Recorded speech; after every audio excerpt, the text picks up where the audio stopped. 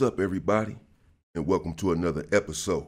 Hit the like button, subscribe to my channel, and share the video. Hit the join button and become a member. Why? Well, members get exclusive content. Hit the bell icon on my channel so that you will receive a notification every time that I drop a video, and you can go and check the video out. Let's get into part 2 of the predator who tried the young homie from Compton there in Corcoran State Prison in 1995. Again, these predators typically have an MO. And apparently this particular dude has a penchant for the younger kind, because the young homie is just 19 years old and he really looks like a baby in the face. He looks very young. And this dude is about 60 years old. And he's making these unwanted advances towards the young homie.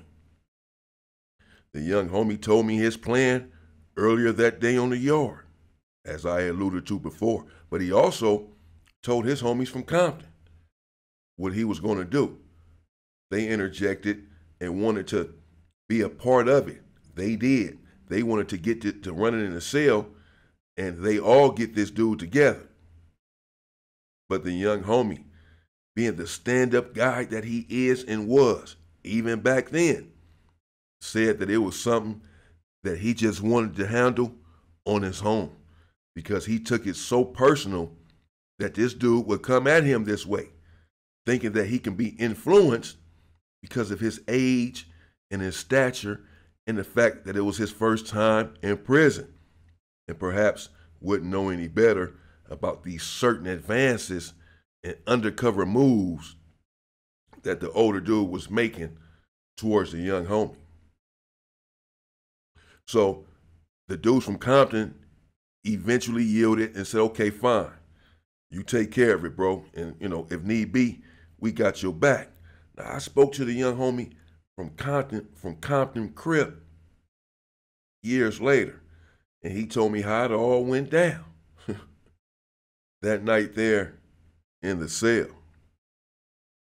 Well, when he got into the cell, he said the OG was already fidgeting, acting real funny. And by the time nightfall came, all of a sudden, the older dude decided to apologize to the young homie from Compton. He said that I didn't mean any offense by what I said about braiding your hair. And, from now on, I'll start putting on my clothes at night, or some shorts or whatever, and a shirt or whatever, And the young homie from Compton, knowing that his plan that night was to attack him with the scalding hot water and the oatmeal and rice mixed together, also scalding hot, and he wanted this to get all over his body. He didn't want him to start wearing clothes now all of a sudden, but perhaps the OG is sensing that something is up. I believe he saw the Compton car grouping up on the yard, talking to the young homie that morning. He feels like perhaps he's in grave danger. And he is. So that night, the young homie says that the OG is staying up later than he's ever stayed up before. Typically, this dude is passed out by 9 o'clock. He's an old man. But now it's past 11, the young homie says. And this dude is wide awake. And he still has on some sort of shorts, but he doesn't have on a shirt. So that's really the best that the young homie from Compton can hope for. But he maintained his plan to scold the water, the oatmeal and rice. And he said that he started to think, okay, well, if the older dude doesn't go to sleep, he's just going to have to attack him while he's awake with the stuff, with the weapons. And he said that when he began to boil the water, well, first, he waited. Now, they're in prison. They have certain times that they do the walks or do a count or security checks. At nighttime, they come and do the security check about midnight, again at 2, again at 4, and again at 6, But it's like in 2-hour increments. And so he decided that he was going to wait until the police came and did their walk, did their security check at about midnight, knowing that they would not be back until 2 a.m. or so.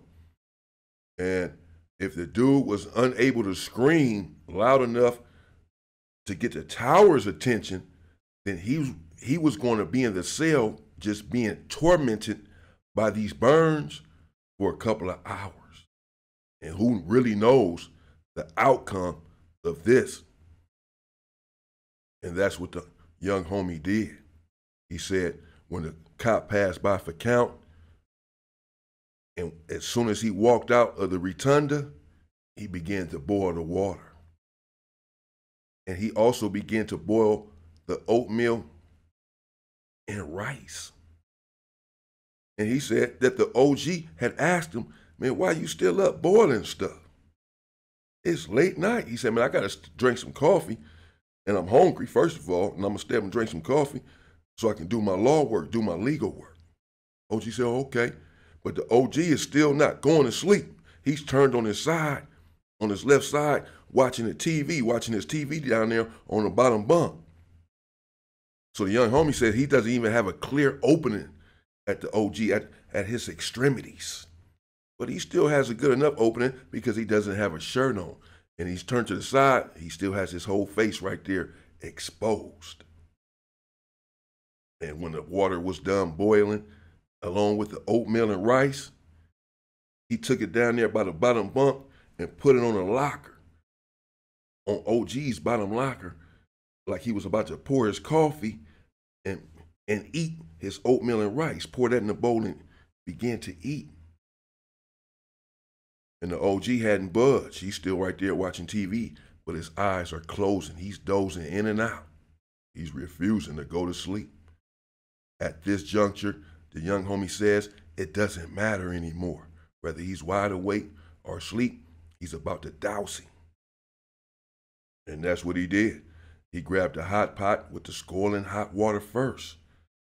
He said he turned around and dashed the older dude with it. Boom! And the older dude he let out a loud scream, ah! But then he really couldn't scream anymore. And then he grabbed the other one. He had 2 hot pots in there. And the one had the oatmeal and the scalding hot rice. And he doused him with that all on his body. He said the shit came down his body, and he can see the OG turning pink on his face and on his body. He had bad burns. The OG tried to scream, but he couldn't really get out any more screams. He couldn't scream that loud. He said he just had little faint, like, like he couldn't yell. I believe perhaps he was in shock. And he said that he was pink all over, in excruciating pain as he withered there on the bottom bunk, praying to Black Jesus. It was all bad. And he had to stay in that condition until they came and got him at 2 a.m. or so in the morning. But he needed medical attention immediately, not 2 hours later. But the young homie from Compton had strategized at the age of 19, devised a viable plan of when to attack him, knowing that he would not be able to get help for hours unless he was able to get out the scream and grab the tower's attention and he was unable to do so. So he withered there in pain, thinking about his sins and his ungodly intentions towards a 19-year-old young man that he's supposed to be grooming for success in life, not grooming to compromise his manhood. I say, well, he got what he had coming. And they took the young homie from Compton to the hole. But the older dude said, well, first of all, the young homie from Compton said he jumped on his bunk. He jumped on his bunk and played sleep. The OG had withered down to the floor. He rolled up off the bunk and rolled on the floor, probably trying to get on the concrete, to the cold concrete, and thinking that's going to help those burns and that burning sensation. He was trying to wipe the oatmeal and rice off. And he said he was moaning, and he was pink and bleeding and just all bad. So when the police came, he was on the floor. And the young homie from Compton had jumped in his bunk and played possum, acting like he was asleep. They took him to the hole anyway. But the older dude did say that he's dropped the hot water on himself, that his cellmate, that the young homie from Compton, that he was asleep, that he didn't do anything, that he was up cooking. You know, y'all know I'm old. I was up cooking oatmeal and rice and what, and ended up burning myself. The shit fell on me. That's what he told them. But they knew better, so they kept them separated and still kept the young homie from Compton in the hole during a so-called investigation. But when the OG went home a couple of months later, he only had a couple months to go home. After being locked up for 20-some-odd years, he finally finna go home, and he's still in here trying to do this nonsense. He didn't have life. After he goes home, they brought the young homie from Compton back to the yard. They didn't prosecute him. They couldn't prosecute him because the older dude did say that he didn't do nothing. They couldn't prove otherwise. They don't have cameras in the cell. So that was that. I don't know what happened with the older dude after that, but I know that he was disfigured for the rest of his life for sure. He's still disfigured. If he's still around, he is totally, for the rest of his life, he was disfigured. That's it. For this dude playing games and approaching a young man who, again, he's supposed to be lacing as a black man and grooming for success and telling him to stay out of prison once he gets out. And this is how. And this is how the system is set up, etc. But instead, he wanted to satisfy his insatiable appetite for the human touch of another person, in this case, another man even. And he paid the ultimate price, nearly the ultimate price. He's certainly disfigured for the rest of his life. So be it. Coming up, I'll get to part 2 of the BGF versus the Mexican Mafias. People saying already in the comment, man, do something about when a black guerrilla family, unalive some of them. Not when they unalived us. This is not a competition. I'm going to bring you the facts as they happen. If it embarrasses us, so be it. I'm going to be careful. I'm not going to just sit here and embarrass us, but I'm going to be authentic, and I have to tell the truth about these situations that transpired. Some of these situations, we came out on top, and some we didn't. But just get the message. Just learn. Learn the message. Why am I telling you these stories? So that you'll understand why you have to go on the offensive. And in at least 10 videos, I told you that I go on the offensive. And I explain in multiple videos why I go on the offensive. Because it gives you a better chance of survival. That's it. That's the long and the short of it. If you are the attacker, it gives you the better chance. It gives you the advantage. If you are the victim of the attack, then you're often just the victim because you were ill prepared. This is illustrated in this story the BGF should have went on the offensive. That's it. Don't be mad at me. That's what they should have did.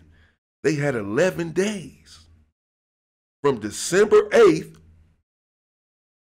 and the Mexican Mafia did not attack again until December 19th, but they attacked one of them on December 8th. Again, stabbed him in the back twice, hit the dude in the shoulder. And then they had a standoff 4 days later. A standoff, attack. And then 7 days after that, what are y'all waiting on? And then that's when the Mexican Mafia attacked them first. This is why I go on the offensive and I don't play these kind of damn games. Stay free, people!